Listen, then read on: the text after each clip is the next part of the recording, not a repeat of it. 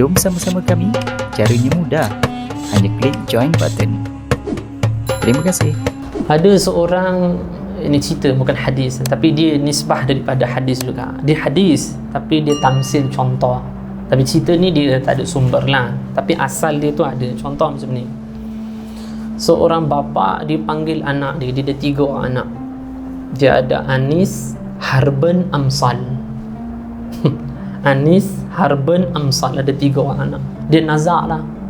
Maka dia panggil nak, sini nak. Dia panggil Harban dululah. Dia panggil Harban, sini Harban, tolong bapa masuk sampai dalam kubur boleh ke? Dia kata tak boleh. Dia kata nanti saya jadi hak milik orang lain. Baik. Panggil Anis pula, bolehkah masuk dalam liang kubur bapa? Tak boleh, saya tak boleh teman. Saya pun akan jadi milik orang lain. Akhirnya panggillah Amsal. Amsal ni dia anak tiri kan, tak diperhatikan anak dia, tapi tak diperhatikan, tak didekati, tak disayang. Dia kata bolehkah masuk dalam kubur? Dia kata boleh ala kadar saja. Okey. Apa tu Harban? Harta benda. Harta benda masuk kubur apa? Anis tu ada anak isteri.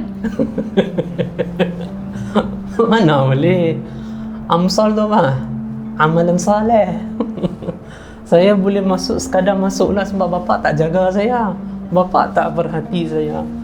Maka kalimat nasihat yang digunakan oleh Imam Ghazali pada nasihat yang keempat, lakukanlah apa amal sekalipun, akhirnya kamu akan menemui akan kematian. Moga-moga Allah Subhanahu wa taala bimbing kita dan mengakhiri kehidupan kita dalam keadaan baik ataupun dalam keadaan husnul khatimah. Amin. Dan cintailah apa sahaja yang kau kehendak, kerana engkau pasti akan berpisah dengannya.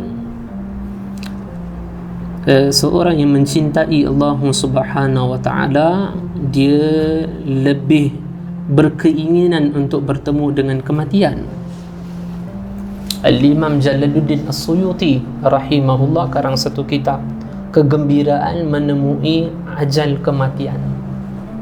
Kegembiraan menemui ajal kematian. Berarti ada orang yang dikurniai oleh hati oleh Allah Ta'ala, dia memandang mati itu sebagai satu nikmat. Maka kita muhasabah apakah kedudukan hati kita dah macam tu. Imam Ghazali membahagikan kedudukan hati memandang mati kepada 3. Pertama, orang memandang mati dalam keadaan benci. Ini jaga. Kerana dalam hadis qudsi Allah Ta'ala berfirman, barang siapa benci bertemu denganku, aku benci bertemu dengan dia. Maka orang yang dibenci ditemui oleh Allah Ta'ala biasa panjang umur. Atau kita senang yang lain adalah alamat dia istidraj. Diberikan nikmat, maksiat, ingkar, banyak lagi nikmat dia dapat, panjang umur. Dan dia tak sakit. Panjang umur tu hai, sakit pun tak. Dan dia dipandang sebagai orang yang wah hebatlah, panjang umur tak sakit, Masya Allah, tabarakah. Bukan, Allah benci bertemu dengan dia. Mana Allah Ta'ala nak cepat cabut nyawa dia? Siapakah golongan orang yang benci, hati dia benci memandang kematian? Orang yang membangun dunia dia, kekayaan, jawatan. Ini cakap mati tak mau dia. Orang yang mengumpul kekayaan, sembang mati man tak mau dia.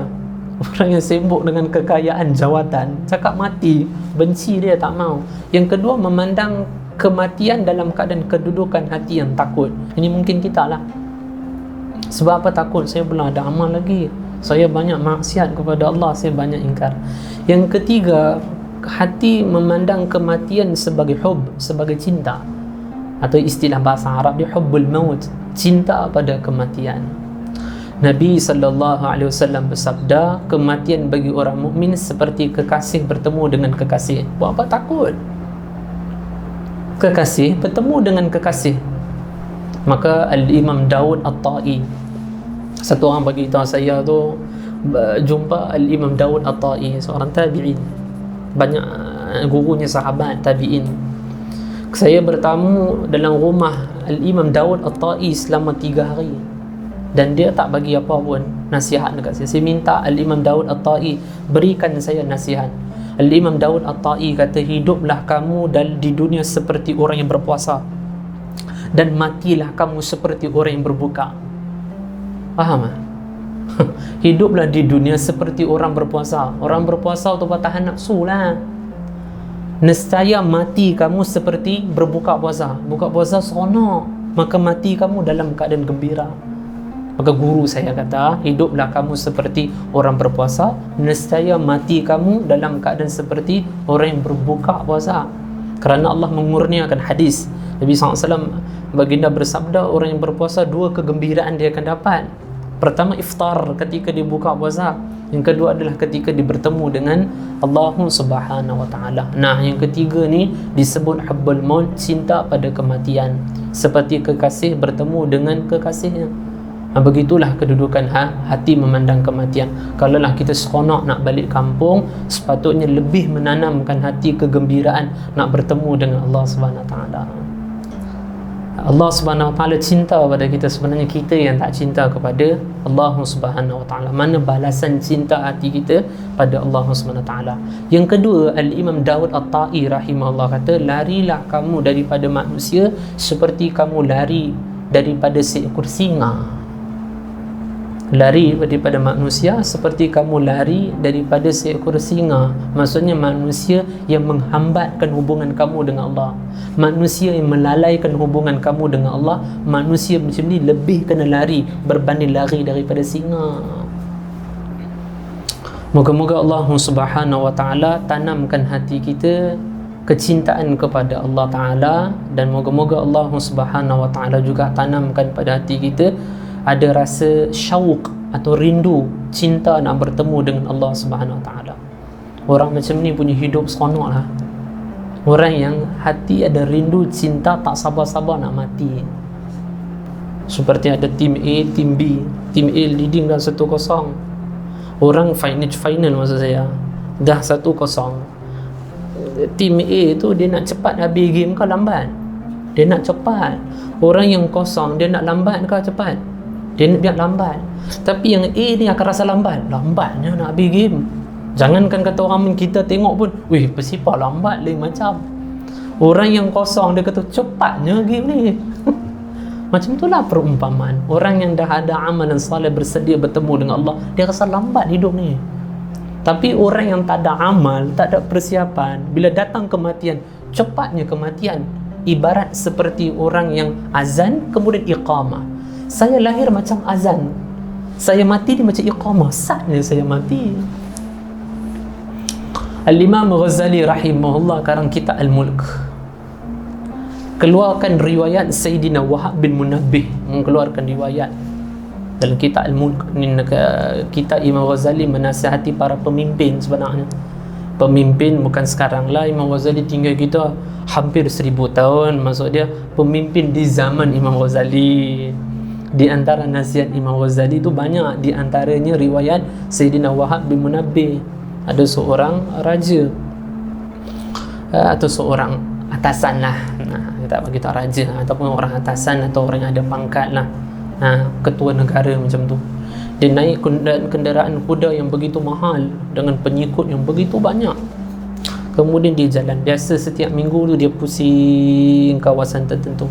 Maka hari itu dia pakai pakaian yang mahal. Dia minta pada gubernur, ataupun istilah kita kalau gubernur Indonesia lah, kalau kita menteri macam tu, dia minta pada menteri supaya diberikan pakaian yang paling mahal. Hari sebelum tu dia tak minta pun, minggu-minggu yang sebelum tu. Minggu ni dia minta pakaian yang mahal, kenderaan yang paling mahal, kasut yang paling mahal, diikuti oleh pengikut yang banyak, polis macam tu. Kemudian ziarah pada satu kampung. Kemudian ada seorang pakaian compang-camping. Dia pegang pelana kuda tuan raja. Dia senyum, dia kata, saya perlu pada engkau. Maka raja dia marah lah. Dia kata, ni pengikut aku semua banyak, setiap minggu tak ada siapa halang, kamu orang miskin halang, jangan sampai aku masukkan kau penjara. Dia kata, wallahi saya bersumpah dengan nama Allah saya perlu. Dia kata, dah tepilah, wallahi saya perlu, dah sini bisik apa kau nak daripada aku. Ana malakul maut, ana Israel alaihi salam, saya adalah malaikat pencabut nyawa. Masya Allah. Dia kata, baik kalau macam tu, tolong saya turun daripada kuda, saya lari jumpa isteri saya dulu, boleh anak-anak saya. Imam Ghazali sebut, kenapa dia nak bagi tu, dia turun dulu, dia sudah nampak nilai kenderaan mahal sudah tak ada nilai. Itu dia cakap dia turun dulu. Biar saya turun dulu, saya jumpa isteri dan anak-anak saya. Maka malaikat Israel kata 1 saat tak boleh kurang, 1 saat tak boleh lebih. Ketika dia bangga sebelum tu, ditarik nyawa, hina jatuh mati di bawah tanah. Dan saat lagi macam tu jugalah kita. Bangga apa? Cinta jawatan sebab apa? Maka Imam Al-Habib Abdullah bin Alawi Al-Haddad Al-Hadrami rahimahullah ta'ala mengatakan, kehinaan bagi orang miskin atau kehinaan bagi orang yang hidup sederhana bila hati dia ada keinginan untuk jadi kaya. Dan orang kaya yang hina adalah sekiranya dia takut dia jadi miskin. Kemudian riwayat yang kedua dibawa oleh Sayyidina Wahab bin Munabbih adalah seorang yang amal saleh. Kemudian diketuk oleh malaikat Israel yang menyerupai manusia. Riwayat macam tadi itu juga. Dia ketuk pintu, kemudian orang saleh abid ini dia buka pintu, dia kata, siapa datang ni? Aku hajat pada engkau, wallahi. Bagi tahu apa? Wallahi aku berhajat pada engkau. Bagi tahu, ana malakul maut. Alhamdulillah, malakul maut. Alhamdulillah, ahlan wa sahlan wa marhaban bi'udhurikum. Selamat datang dengan penuh penghormatan. Aku tertunggu-tunggu kedatangan. Lambat Israel, lambat. Segeralah mencabut nyawa. Ini saya cerita tadi tu. Dia dah leading lah. Dia rasa macam lambatnya nak habis game ni. Ini maksud saya. Kita muhasabah balik. Kita cerita yang pertama tu kan cerita nombor 2 tu.